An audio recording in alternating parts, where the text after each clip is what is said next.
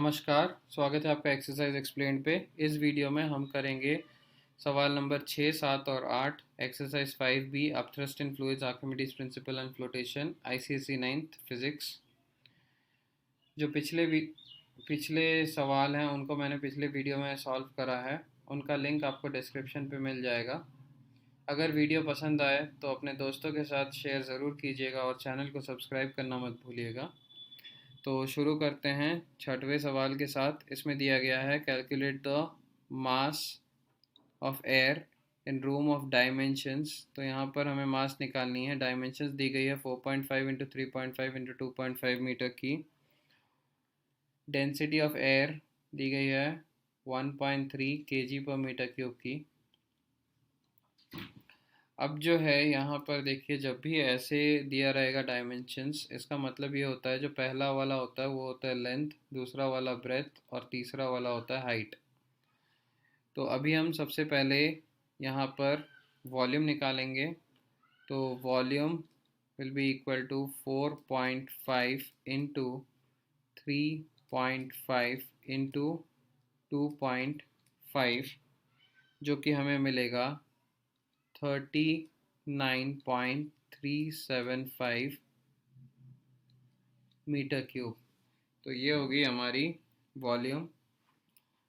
Density दी गई है, density हमारे पास है 1.3 kg पर मीटर क्यूब की। आप देख सकते हैं डेंसिटी और वॉल्यूम दोनों ही एसआई यूनिट में हैं। अब हमें जो करना है, हमें इस्तेमाल करना है density is equal to mass by volume, क्योंकि हमें निकालनी है मास। तो density will be equal to mass by volume. तो मास जो है अपनी ये हो जाएगी डेंसिटी इनटू वॉल्यूम। अब देखिए, हमने बस सब्स्टिट्यूट करना है। डेंसिटी की वैल्यू है 1.3 इंटू वॉल्यूम की वैल्यू है 39.375। तो 1.3 इंटू 39.375 हमें मिलता है 51.19 kg। तो हमारी मास होगी 51.19 kg की। काफ़ी आसान सवाल था ये, छोटा सा सवाल, 2 नंबर का होगा। तो चलते हैं अगले सवाल की ओर। तो ये जो सवाल है इसमें दिया गया है a piece of stone of mass. तो यहाँ पर एक पत्थर है जिसकी मास दी गई है 113 ग्राम की। Sinks to the bottom in water, याद रखिएगा वाटर दी गई है यहाँ पर।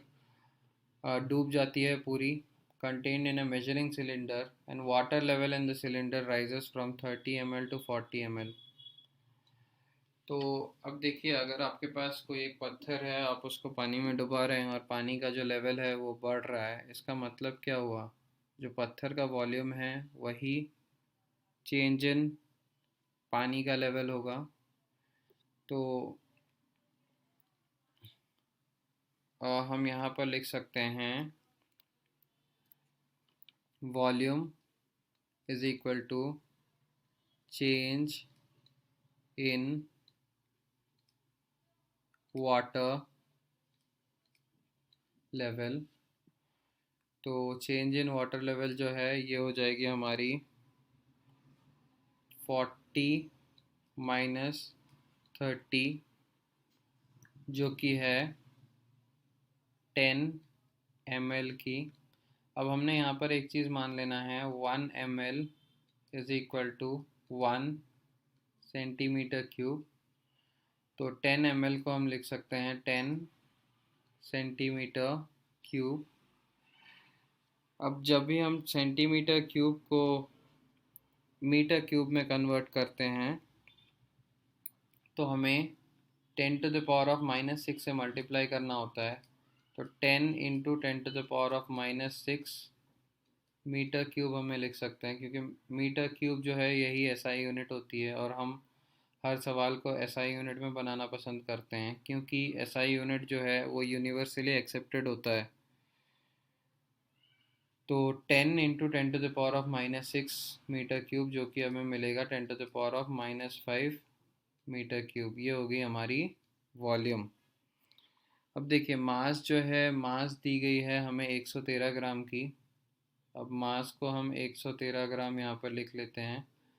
तो 113 ग्राम को जब हम कन्वर्ट करेंगे केजी पे तो हमें मिलेगा 113 इंटू 10⁻³ kg। जब भी हमें ग्राम को केजी में कन्वर्ट करना होता है तो हमें 1000 से डिवाइड करना होता है। तो यहाँ पर हमने इसको 1000 से डिवाइड करा। अब 1000 से डिवाइड करा तो हमने इसको लिख दिया 113 इंटू 10⁻³ kg। अब जो है हम वॉल्यूम जान रहे हैं और मास जान रहे हैं, तो डेंसिटी हम निकाल सकते हैं। तो डेंसिटी ऑफ सॉलिड यहाँ पर लिखेंगे, density of solid will be equal to mass by volume. अब मास जो है ये है 113 इंटू 10⁻³ की, इंटू वॉल्यूम जो है हमारी ये है 10⁻⁻5।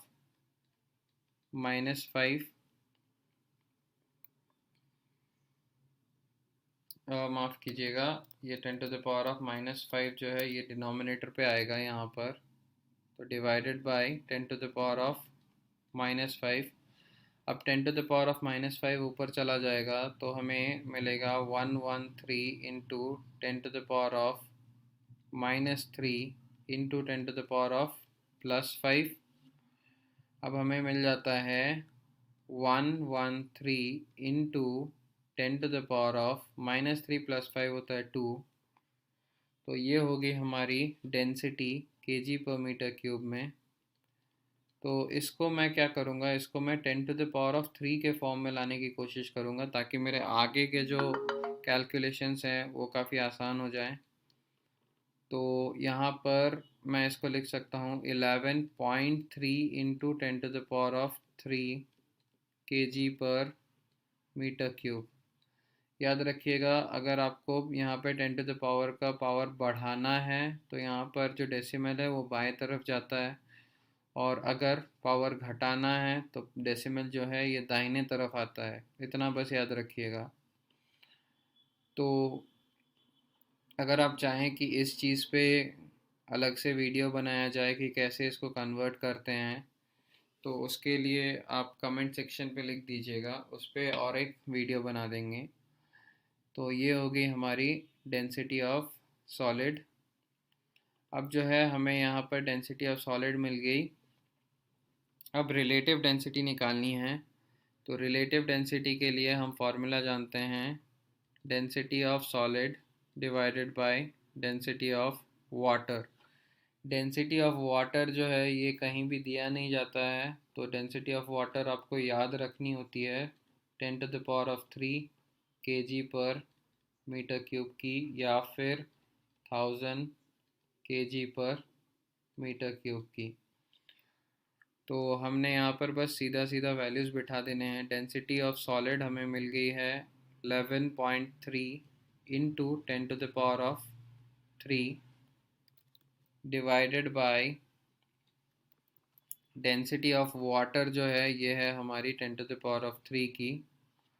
अब 10⁻³ और 10⁻³ कैंसिल हो जाएगी तो हमें यहाँ पर मिलेगी 11.3। यही होगा अपना फाइनल आंसर। याद रखिएगा, रिलेटिव डेंसिटी का कभी भी कोई भी यूनिट नहीं होता है, तो यहाँ पर रिलेटिव डेंसिटी का यूनिट मत लिख दीजिएगा। तो चलते हैं अगले सवाल की ओर, जो कि है क्वेश्चन नंबर 8। अब क्वेश्चन नंबर 8 पे हमें दी गई है volume, a body of volume. तो वॉल्यूम यहाँ पे 100 cm³ की दी गई है। वेज 1 kgf इन एयर, तो वेट इन एयर दी गई है 1 kgf की। हमें निकालनी है वेट इन वाटर, और उसके बाद हमें निकालनी है रिलेटिव डेंसिटी। तो इस सवाल को बनाने के लिए हमें पिछले एक्सरसाइज के कुछ फार्मूले इस्तेमाल करने पड़ेंगे, जो कि है up thrust is equal to v into rho into g. तो यहाँ पर सबसे पहले गिवन डेटा लिख लेते हैं। तो वॉल्यूम जो है ये दी गई है 100 cm³ की। तो 100 cm³ को जब हम मीटर³ में कन्वर्ट करते हैं तो 100 इंटू 10⁻⁻6 मीटर³ आता है। इस चीज़ को मैंने एक्सरसाइज 5A के पहले वीडियो में बहुत अच्छे से समझाया है कि कैसे हम कन्वर्ट कर सकते हैं। ज़रूर देखिएगा वो वीडियो, अगर आपने अभी तक वो वीडियो नहीं देखा है तो। प्लेलिस्ट का लिंक आपको डिस्क्रिप्शन पे मिल जाएगा। तो यहाँ पर वॉल्यूम होगी 100 इंटू 10⁻⁻⁻6 मीटर क्यूब। अब वेट इन एयर जो है हमारी, वेट इन एयर ये दी गई है 1 kgf की। अब kgf को जब हम न्यूटन में कन्वर्ट करते हैं तो 10 से मल्टीप्लाई करते हैं, तो इसको हम सीधा सीधा लिख सकते हैं weight in air is equal to 10 newtons. अब जो है हम अपथ्रस्ट का फॉर्मूला इस्तेमाल करेंगे। Upthrust is equal to v into rho into g. याद रखिएगा, यहाँ पर आप देख सकते हैं कि ये दी गई है, ये पानी में वेट इन वाटर। इसका मतलब है कि जो लिक्विड है हमारी वो वाटर है, तो जायज़ सी बात है कि हमको डेंसिटी ऑफ वाटर यूज़ करनी है। तो डेंसिटी ऑफ वाटर यहाँ पर मैं लिख दूँगा, ये है अपनी 10⁻³ kg पर मीटर क्यूब की। अब हमने बस कुछ नहीं करना है, सब्स्टिट्यूट कर देना है। तो यहाँ पर 100 इंटू 10⁻⁻6, अब 100 को 10⁻² लिख सकते हैं, तो हमें मिल गई 10⁻² into 10⁻⁻6 into density of water जो है ये 10⁻³ की होती है, into acceleration due to gravity की वैल्यू हमने 10 मान लेना है, जो कि 10⁻1 है। और यहाँ पर लिख देते हैं g is equal to 10 metre per second square. अब देखिए बेसिस सेम है, इसका मतलब क्या होगा, सारे के सारे पावर्स ऐड हो जाएंगे। तो हम इसको लिख सकते हैं 10⁻² -6 हो गया -4 +3 तो हो गया -1 और +1 तो हो गया 0। तो यहाँ पर जो है हमें मिल गई 10⁻0।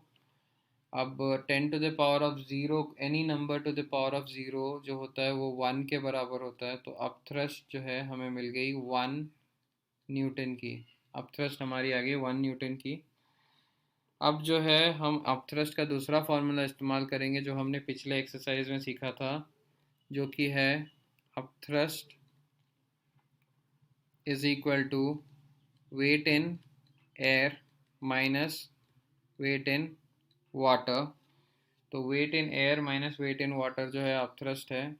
तो अभी हमने क्या करना है, अपथ्रस्ट हमारी 1 न्यूटन की है, लेकिन हमने यहाँ से वेट इन वाटर निकालनी है। तो वेट इन वाटर चली जाएगी दूसरी ओर, तो हमें मिलेगा यही formula, weight in water is equal to weight in air minus upthrust. अब जो है वेट इन एयर हमारी दी गई है 10 न्यूटन की, और अपथ्रस्ट जो है ये दी गई है 1 न्यूटन की। तो 10 - 1 हमें मिलता है 9 न्यूटन्स। तो 9 न्यूटन्स जो है ये हमारी अपथ्रस्ट हो गई। अब टेक्स्ट बुक में जो आंसर है वो ग्राम फोर्स में दिया हुआ है, तो जब हम न्यूटन को ग्राम फोर्स में कन्वर्ट करते हैं तो हम 100 से मल्टीप्लाई करेंगे। तो 9 इंटू 100 ग्राम फोर्स, तो ये हो जाएगा हमारा 900 ग्राम फोर्स। तो आप 9 न्यूटन में ज़रूर छोड़ सकते हैं, कोई दिक्कत नहीं है, क्योंकि न्यूटन जो है वो एसआई यूनिट है। अब देखिए अपने पास अपथ्रस्ट आ गया। अब हम रिलेटिव डेंसिटी निकालेंगे। तो रिलेटिव डेंसिटी के लिए हमें एक फार्मूला पता है इसी चैप्टर से, relative density is equal to weight in air divided by weight in air minus weight in water. तो यहाँ पर वेट इन एयर जो है हमारी ये है 10 न्यूटन की, तो 10 divided by 10 minus weight in water हमें मिली है 9 न्यूटन्स।